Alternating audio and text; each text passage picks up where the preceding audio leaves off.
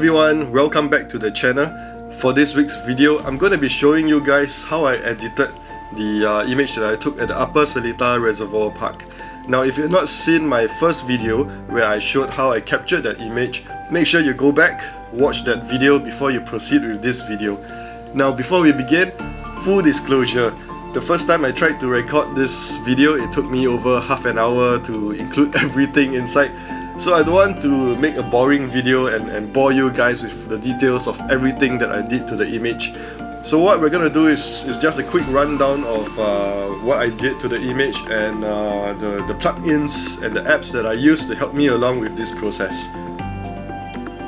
Alright, we're here in Lightroom, and as you can see, I prepared the two images that I took at the Upper Seletar Reservoir Park.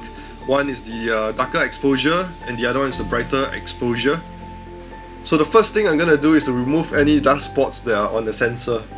So one method of doing this is by clicking on the spot remover tool. You can click on visualize spots down below here, and you can play around with this slider to see if there's any dust spots. And this doesn't seem to be working very well with this image. So what I'm going to do instead is that I'm going to go down here to the tone curve, and I'm going to play around with the curve. And while I'm doing this, I'm looking at the screen to see if there's any dust spots on the sensor, and I can see that there's one right here. So I'm going to click on it and it should get rid of it for me. Hit done and flatten the curve. Alright, that looks good. And the next thing I'm going to do is that because the sun was setting right behind the tree, you can see that there is a bright spot behind the tree. So I'm going to take care of that by clicking on the radial filter. Just draw a nice circle over the bright area. Bring down the highlights. Okay, make sure that the invert checkbox is clicked so that I'm editing inside the circle and not outside the circle. And I'm going to click on the whites.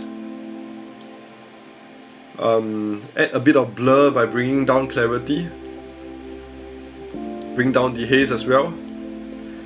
And I'm going to go down to this range mask over here, click on luminance, and I'm going to sample the brightest part of this, of the blown out area. This is to make sure that the settings that I just made will only apply to the brightest area of the blown out portion of the image. So hit done, and that's it. That's all I'm going to do for this image. So right now I want to synchronize the changes that I did to both images. So I'm going to select both images, hit Command-Shift-S on the Mac, and then make sure the checkbox are clicked and hit synchronize. Okay, and now I'm going to come to the brighter image, and all I'm going to do to this image is just to increase the blacks and the shadows a little bit. And I'm just looking at the darker areas in the tree just to make sure that they're slightly visible.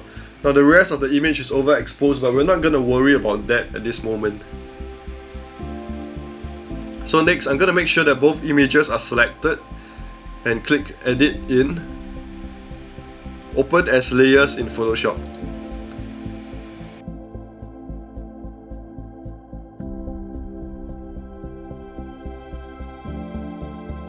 Alright guys, we are here in Photoshop.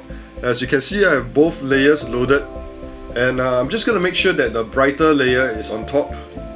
And what I'm going to do now is to select certain points of the tree, the green areas right here, and just to make sure that I apply those areas into the darker image.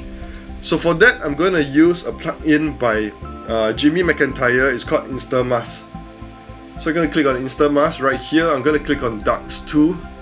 So what this does is that it's going to make a selection of the darker areas of the image. As you can see right here, the white areas are selected and the black areas are not selected. Now I can further improve on this mask by dragging the sliders here. Okay, I think that's good enough. So I'm going to grab this mask, and I'm just gonna put it over my brighter layer over here. So what this does is that it creates a selection of just the brighter area, the darker area of the image.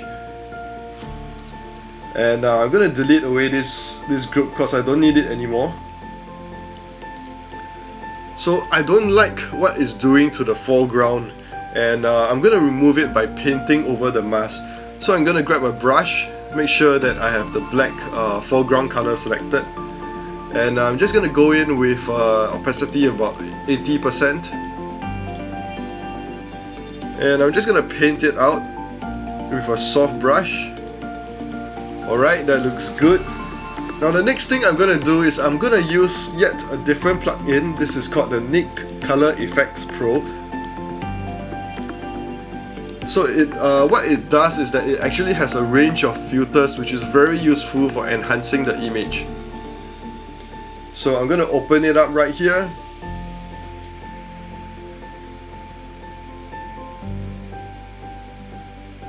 Alright, this is Color Efex Pro. As you can see, it has a range of very useful filters and effects, and I have all my favorites listed down here. We're gonna start off with a Pro Contrast, and I'm just gonna bring up the color correction just to get a bit of blue back into the sky.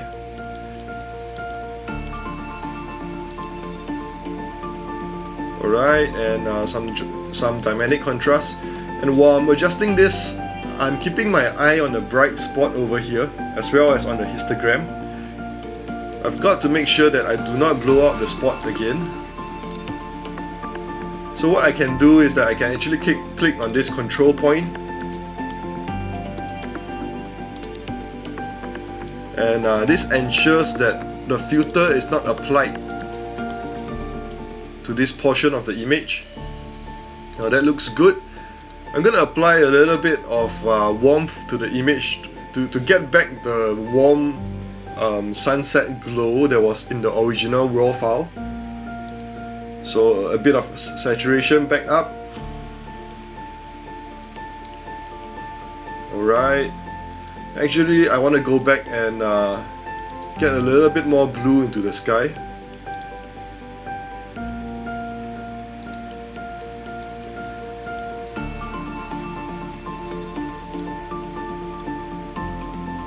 Alright, that looks good.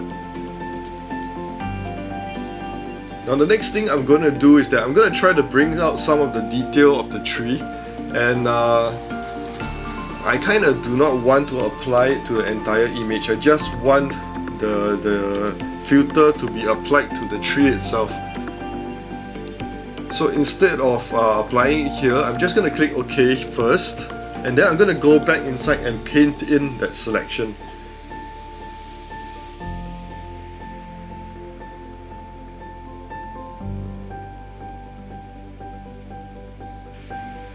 Alright, I'm back here in Color Efex Pro. I'm gonna tone it down a little bit, and I'm gonna click on Brush.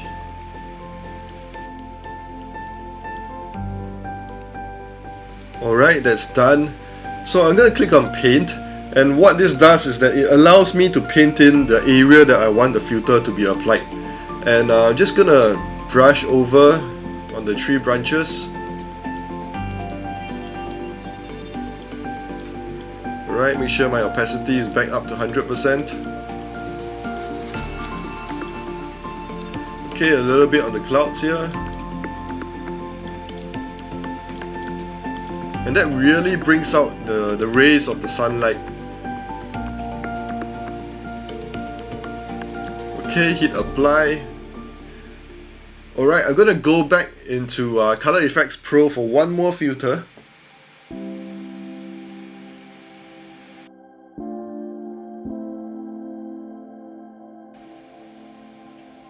Alright, this time I'm going to click on Glamour Glow.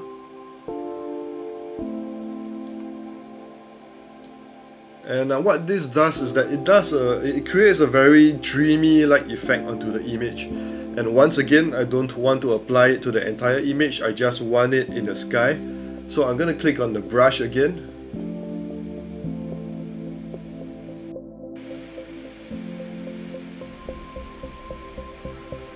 Alright, and I'm just gonna brush it into the sky over here.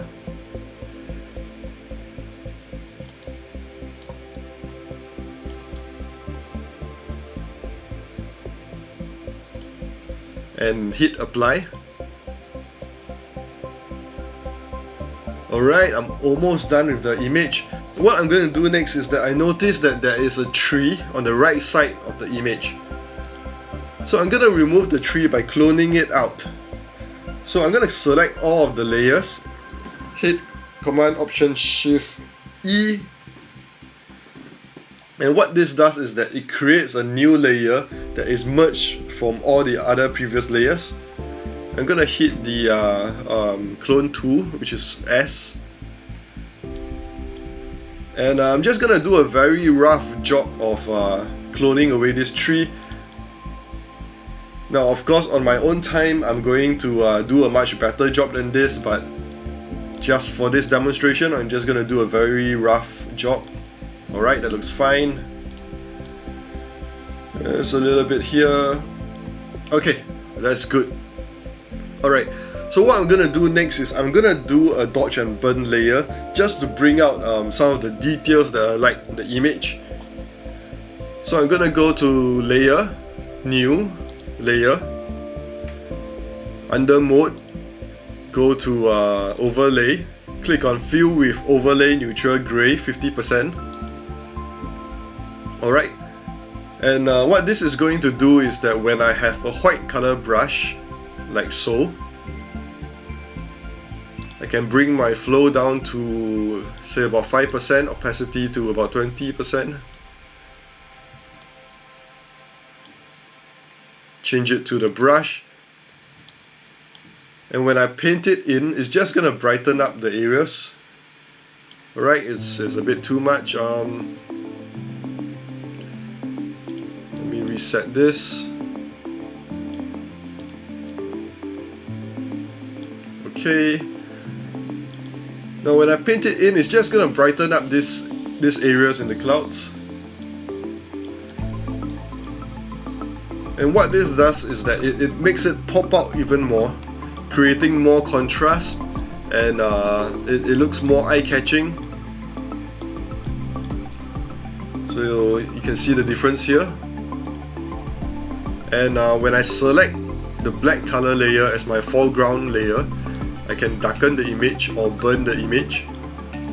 And you can see I can really bring out all those rays, and I can darken out spots like this, over here, maybe a bit over here.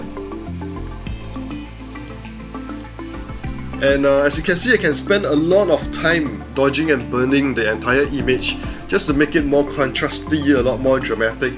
And just for the purpose of this demonstration, I think this is good enough. So what I'm going to do next is that I'm going to create an Orton Blur effect. So what this does is that it creates this very dreamy kind of look that I want in the sky. So I'm going to select both the layers again. I'm going to create a new layer on top. Alright, go to Filter, Blur, Gaussian Blur. Now I have 46 pixels selected because that's how many megapixels my camera has. I'm gonna hit Screen, and this is too much, so we're gonna bring the opacity down to about 10 or 20%. Maybe a little bit more.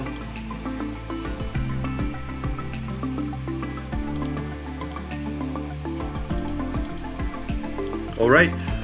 And now it has a very nice dreamy blur, but you can see that it's taken up some of the sharpness from the image. So to add a little bit of sharpness back into the image, I'm going to add a high pass filter just to sharpen it. So I'm going to create a new filter, a new layer again. Command Option Shift E. Go to Filter, Other High Pass.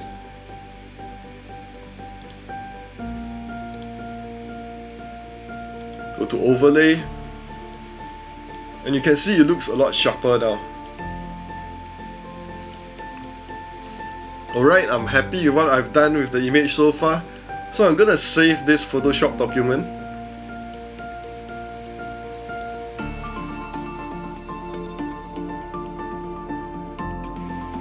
And once it's saved, we're gonna go back into Lightroom.